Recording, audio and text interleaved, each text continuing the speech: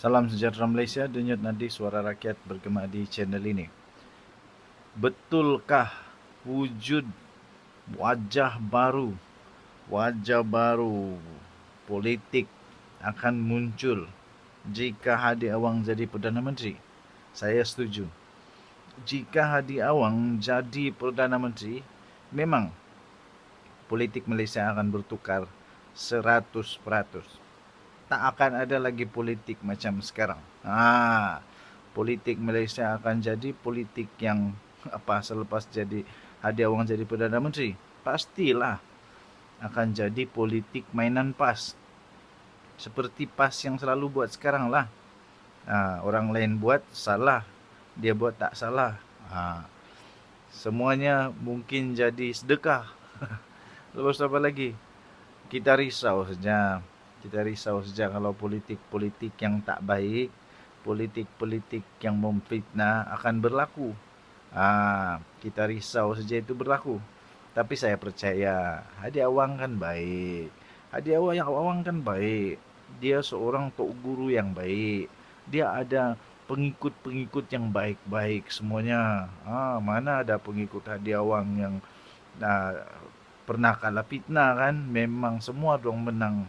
Semua mereka menang kes fitnah di mahkamah. Wah, hebat tak hebat? Memang hebat.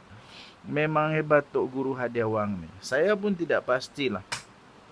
Saya pun tidak pasti kenapa tiba-tiba saja ada orang cadangkan dan berkata wajah baru politik Malaysia akan muncul kalau Hadi Awang. Memang betul lah, yang itu saya setuju. Tiba-tiba seorang pemimpin kanan PAS secara terbuka mencadangkan Abdul Hadi Awang sebagai calon Perdana Menteri dan calon Perdana Menteri dari pembangkang untuk ditawarkan kepada pengundi. Persoalannya, rakyat Malaysia setuju kah kalau Hadi Awang jadi Perdana Menteri? Persoalannya, semua orang setuju kah? Persoalannya, parti-parti yang bersama dengan dia setuju kah untuk Hadi Awang jadi Perdana Menteri? Ini ahli Dewan Senat Ulama PAS Pusat ni, Mokhtar Senik, dia kata, yang juga menyatakan ciri-ciri yang ada pada presidennya itu sehingga dirasakan layak untuk memimpin kerajaan akan datang. Apa ciri-ciri dia? Kita tengok.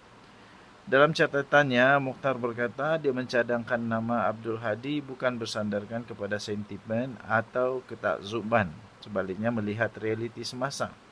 Ciri penting dia kata, seorang itu berilmu dan bertakwa. Berilmu dan bertakwa ke Hadi Awang. Adakah Hadi Awang cukup berilmu, cukup bertakwa sehingga dapat mengenal batas di antara halal dan haram, serta pada masa sama mendidik rakyat mengenainya? Kenapa pemimpin lain tak tahukah tentang halal haram? Takkanlah hanya kerana pemimpin yang lain tak pakai jubah, tak pakai serban, mereka tak tahu halal haram. Saya rasa Datuk Seri Anwar Ibrahim lebih bijak, lebih pandai lah. Saya rasa ada lagi yang lebih bijak daripada Hadi Awang. Okey.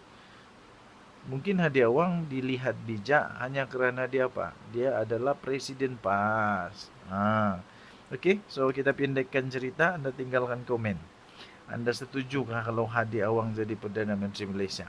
Saya, secara peribadi, saya tidak setuju. Saya tidak setuju Hadi Awang jadi Perdana Menteri Malaysia. Kerana apa? Ringkas saja. Dia tak ada kelayakan untuk jadi Perdana Menteri Malaysia. Dia hanya layak untuk jadi Presiden PAS. Sebab kenapa saya pun tak mau bagi tahu. Anda fikirlah sendiri. Okey, kita jumpa lagi. Bye-bye. Salam sejahtera Malaysia. Denyut nadi suara rakyat bergema di channel ini. Nampaknya pada usia 100 tahun,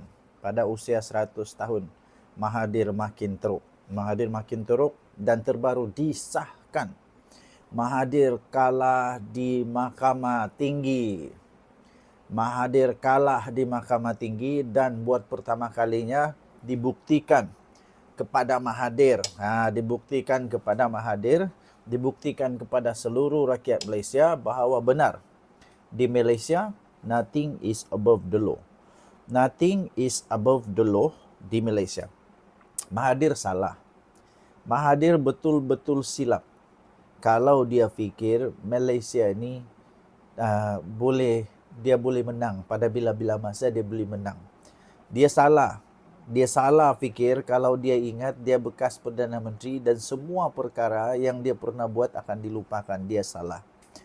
Mahathir salah kalau dia fikir dia cukup bijak untuk mengalahkan undang-undang.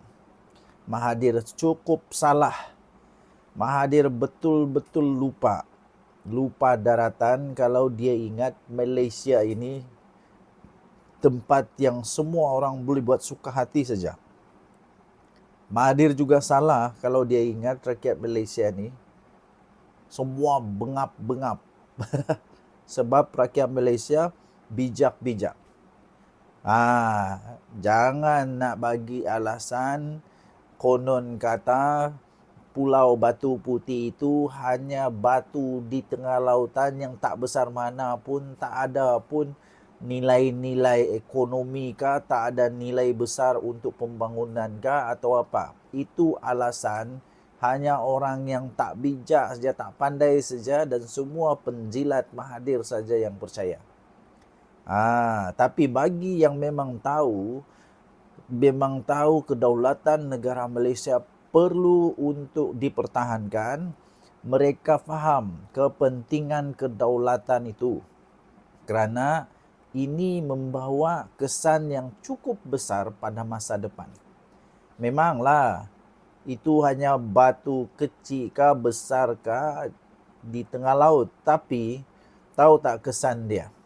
Signifikan sangat besar kepada kedaulatan negara Malaysia. Jadi terbaru disahkan Mahathir telah kalah di mahkamah. Telah kalah di mahkamah kerana kes Pulau Batu Putih. Beliau tidak dibenarkan untuk membuat semakan kehakiman. Pertama. Kedua, tuan-tuan dan puan-puan kena faham. Semakan kehakiman ini sebenarnya tidak membawa apa-apa fungsi pada Mahathir pun. Tidak.